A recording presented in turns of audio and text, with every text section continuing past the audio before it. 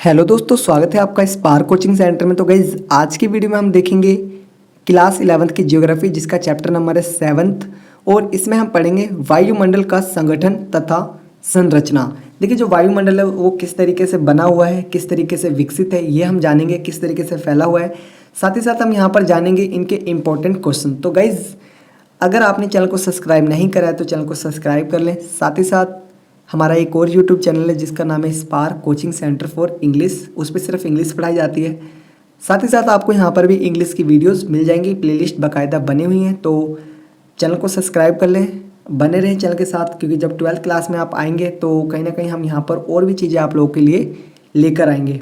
तो आइए क्वेश्चन देखते हैं। पहला क्वेश्चन है, वायुमंडलीय गैसों की विशेषताओं को स्पष्ट कीजिए।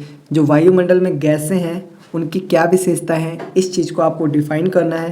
3 मार्क्स का क्वेश्चन आ सकता है पेपर में, और इसमें से एक क्वेश्चन है जो मैं बता दूंगा अभी, ठीक है।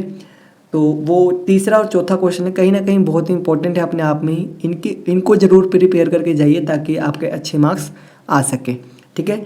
दूसरा क्वेश्चन है आपका यहाँ पर, वायुमंडल में धूल के कणों का क्या महत्व है। जो वायुमंडल है उसमें जो धूल के कण होते हैं उनका भी कहीं ना कहीं महत्व होता है। हमें लगता है कि ये बस ऐसे ही है, नहीं, उनका भी महत्व होता है। तो वो क्यों है ये आपको यहाँ पर डिफाइन करना है। इजीली आपको ये वाला क्वेश्चन सपोर्ट मटेरियल में मिल जाएगा। हमने यहाँ से वही क्वेश्चन लिए हैं मोस्ट इंपॉर्टेंट, जो कहीं ना कहीं पेपर में आने के चांसेस हैं।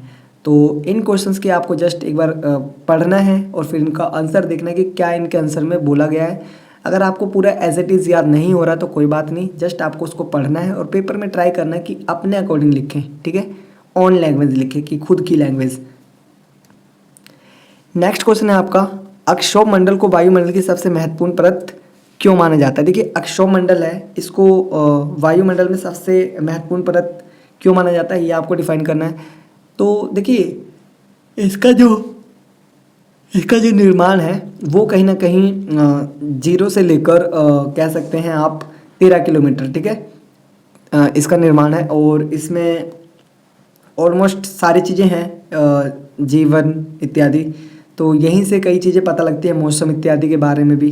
तो इसलिए भी कहीं ना कहीं इम्पोर्टेंट है, ठीक है। तो ये वाला क्वेश्चन आप जरूर पढ़ के जाएं, कहीं ना कहीं आपका 5 मार्क्स का क्वेश्चन आ सकता है। और जब आप देखेंगे बाद में कि क्वेश्चन यहीं से आएंगे, ठीक है, तो अभी से प्रिपेयर करिए, क्योंकि मैंने पॉलिटिकल 11th क्लास की करवाई थी। आप चाहे तो ट्राई कर सकते हैं, पॉलिटी की वीडियो में जाके देखिए और अपना पेपर निकालिए। देखिए, कहीं ना कहीं उसमें से क्वेश्चंस पूछे गए।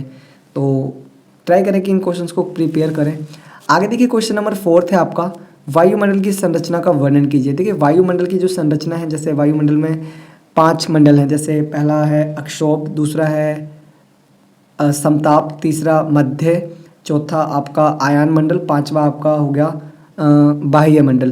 तो इनको आपको डिफाइन करना है इजीली। अगर आप सही से एक बार पढ़ेंगे और एक बार और रिवीजन कर लेंगे तो कहीं ना कहीं आपको यही चीज़ें याद हो जाएंगी। तो आज के लिए इतना ही, मिलते हैं नेक्स्ट वीडियो में एक नए कंटेंट के साथ। तब तक के लिए टाटा बाय बाय, जय हिंद, जय भारत।